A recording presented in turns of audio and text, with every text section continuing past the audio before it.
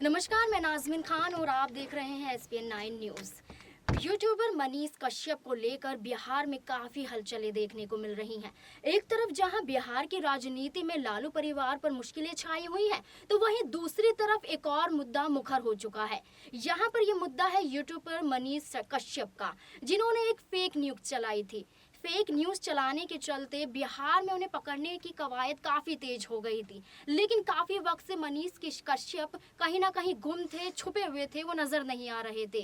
अब उनकी गिरफ्तारी हो गई है, उन्होंने खुद आके सरेंडर कर दिया है। आपको बता दें कि उनकी सरेंडर के बाद काफ़ी सवाल खड़े होते हुए नज़र आ रहे हैं बिहार की राजनीति में, और मनीष कश्यप पर भी काफ़ी सवाल खड़े हो रहे हैं। इन्हीं सभी सवालों के जवाब देने के लिए मेरे साथ मौजूद है मेरे सहयोगी अबरार। आपका बहुत बहुत स्वागत है। अबरार जी, जिस तरीके से मनीष कश्यप की गिरफ्तारी हुई है, यहाँ पर देखा जा रहा है कि बिहार में भी भूचाल देखने को मिलेगा, और यहाँ पर आपको बता दें कि मनीष कश्यप ने खुद आके सरेंडर किया है। तो सरेंडर उन्होंने अपनी गलती की वजह से किया है या कहीं ना कहीं दबाव की वजह से किया है? देखिए, जिस तरीके से इस बड़े विवाद को लेकर के लगातार जो है बिहार की सियासत काफ़ी ज़्यादा गरमाई हुई थी, और प्रशासनिक जो अमला था वो कहीं ना कहीं इस फिराक में था कि किसी भी तरीके से जो है इस व्यक्ति को गिरफ्तार किया जाए। दरअसल आप कह सकते हैं कि जिस बड़े मुद्दे को लेकर के ये सियासत गरमाई थी, उसके पीछे कारण ये था कि तमिलनाडु के नाम पर एक वीडियो को शेयर किया जाता है और उसको लेकर के तरह तरह की बातें की जाती है कि जो है तमिलनाडु में बिहार यूपी के मजदूरों पर जो हमले हो रहे हैं और उनके साथ नाइंसाफ़ी हो रही है, जिसको लेकर के सरकार पर जो है सवाल उठाए जाते हैं, सरकार से कहीं ना कहीं इस पर जो है जवाब तलब किए जाते हैं। और उसमें ख़ास तौर से यूट्यूबर मनीष कश्यप जिस तरीके से कहीं ना कहीं ये जतलाने की कोशिश करते हैं कि बिहार की सरकार जो है वो दरअसल बिहारियों को लेकर के, बिहार के प्रवासी मजदूरों को लेकर के कहीं ना कहीं गैर जिम्मेदाराना रवैया रखती है। और यही वजह है कि तमिलनाडु जैसे बड़े राज्य में वहाँ पर जिस तरीके से आप कह सकते हैं कि आप कह सकते हैं प्रशासन के जो रवैये पर जो सवाल खड़े किए जा रहे थे, दरअसल उस पर यह कहा जा रहा था कि बिहार के मुख्यमंत्री नीतीश कुमार दरअसल इस पर कोई ना कोई फौरन एक्शन ले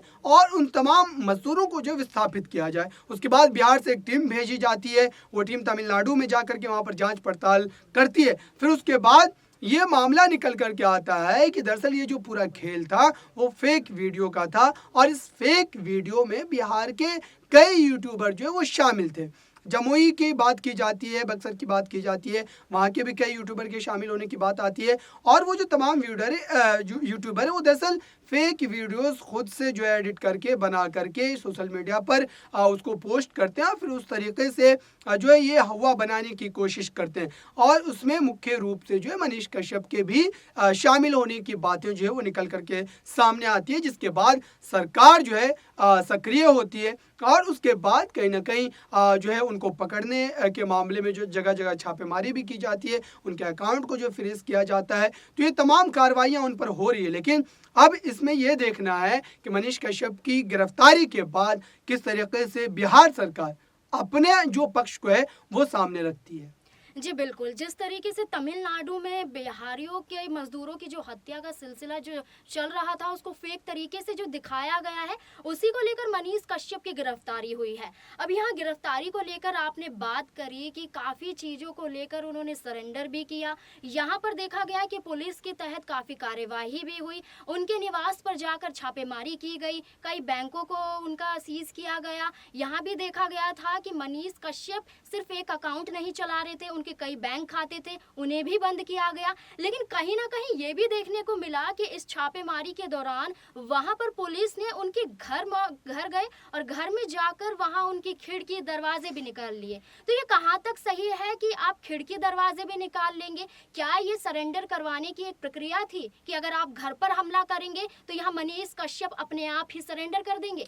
देखिए, दरअसल इस वक्त आप समझिए इस पूरे मामले को, तो मनीष कश्यप ऐसे यूट्यूबर्स में से गिने जाते हैं जो सरकार के खिलाफ आलोचना करके कहीं न कहीं अपनी जो पॉपुलैरिटी को बढ़ाया उन्होंने, और लगातार वो सरकार से सवाल पूछते रहे हैं, चाहे वो उसको राजनीतिक एंगल से देखने की कोशिश करें या फिर किसी भी एंगल से, लेकिन सरकार से वो सवाल पूछते रहे। और यही वजह है कि बिहार सरकार की उन तमाम नाकामियों को उजागर करने के बाद ही उन पर लगातार जो है नजरें गड़ी हुई थी सरकार की कि किस तरीके से जो है उनको कहीं ना कहीं डाउन किया जाए। हालांकि हो सकता है कि मनीष कश्यप भी किसी दूसरे जो है एंगल से कहीं ना कहीं इस तरीके से यूट्यूब पर जो है कहीं ना कहीं जो है जो प्रोपेगेंडा चलाने की कोशिश कर रहे हो, तो ये उनका मामला हो सकता है। लेकिन अगर घर पर जहाँ तक कार्रवाई की बात है, जो है घर के दरवाजे खिड़की निकालने की जहाँ तक बात है, तो इस समय जिस तरीके से पूरे देश में राजनीति हो रही है, जिस तरीके से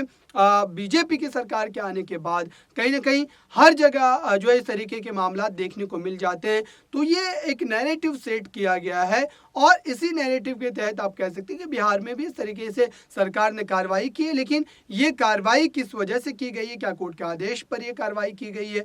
क्या सरकार के पास, पुलिस महकमे के पास कोई जो है पेपर था, इसके बाद वो कार्रवाई की गई है, या फिर जल्दबाजी में राजनीतिक प्रभाव को बनाने के लिए, या फिर सरकार अपनी ताकत का इस्तेमाल कर उसको गिरफ्तार करने के लिए इस तरीके के हथकंडों का इस्तेमाल करी? ये तो जांच का विषय है। लेकिन फिलहाल ये तय माना जा रहा है कि बिहार की राजनीति में कहीं ना कहीं उनके गिरफ्तार होने के बाद अब जो है वो लोग या उनके परिवार की बात करें, जिन्होंने इस फेक प्रोपेगेंडा के तहत अपनी जान को गंवाया, उनके जो है परिवार को कहीं ना कहीं इंसाफ मिलने की उम्मीद अब जागी जरूर है। जी बिल्कुल, यहाँ पर आपको बता दें कि मनीष कश्यप को लेकर बिहार में राजनीति गरमाई हुई है। इस दौरान आपको बता दें कि तेजस्वी यादव भी काफ़ी कुछ बोलते हुए नजर आए थे। तेजस्वी यादव भी इस पर हमलावर थे, उनकी गिरफ्तारी को लेकर काफ़ी तेजी से वो इस बयान को लेकर सामने आए थे। लेकिन कहीं ना कहीं नीतीश कुमार चुप्पी साधे हुए थे। अब यहाँ पर देखना है कि उनकी गिरफ्तारी को लेकर क्या कुछ देखा जाता है। जिस तरीके से नीतीश कुमार एक ही मुद्दे नहीं, काफ़ी ऐसे मुद्दे हैं जिन पर चुप्पी साधे हुए हैं। अब यहाँ पर जिस तरीके से चुनाव होने वाले हैं, इस चुनाव को देखते हुए गिरफ्तारी हुई है और मनीष कश्यप को लेकर उसका नीतीश कुमार का नाम बोलना क्या साबित करता है? देखिए, नीतीश कुमार ने शुरुआती दिनों में इस पर जो मीडिया कर्मियों ने उनसे सवाल पूछा था, तो जाहिर सी बात है उन्होंने एक टीम का गठन किया था। वो टीम तमिलनाडु पहुंची, वहां पर जो इस पूरे मामले की छानबीन की गई और उसके बाद ये पाया गया कि दरअसल ये पूरी तरीके से फेक प्रोपेगेंडा था, जिसके बाद बिहार सरकार सक्रिय हो गई और उसमें पूरी तरीके से मुलविस होने की बातें जो सामने आई वो मनीष कश्यप की आई। और इस वजह से ही बिहार सरकार की जो छवि खराब होने के वजह से आप कह सकते हैं कि तेजस्वी यादव इस पूरे मुद्दे को लेकर के कहीं ना कहीं आग बबूला हो गए और फिर उन्होंने ये यकीन दिलाया कि इस पूरे मामले पर या फिर बिहारियों के जो है सम्मान को ठेस पहुंचाने का जो काम किया गया इन यूट्यूबर्स के द्वारा, उनको कहीं ना कहीं सख्त जो है सजा दी जाएगी और फिर उसके बाद ये तमाम कार्रवाई होती नजर आई है। जी बिल्कुल, जैसा कि आपने कहा कि बिहार में काफ़ी कुछ देखने को मिलेगा और मनीष कश्यप की गिरफ्तारी कहीं ना कहीं बिहार में दिखाती है कि जिस तरीके से आरजे और जेडीयू का गठबंधन है वो कहीं ना कहीं मजबूत होता हुआ दिखाई दे रहा है, क्योंकि ये गिरफ्तारी ही तय करती है कि आप बिहार में बिहारियों को लेकर कितने सतर्क हैं।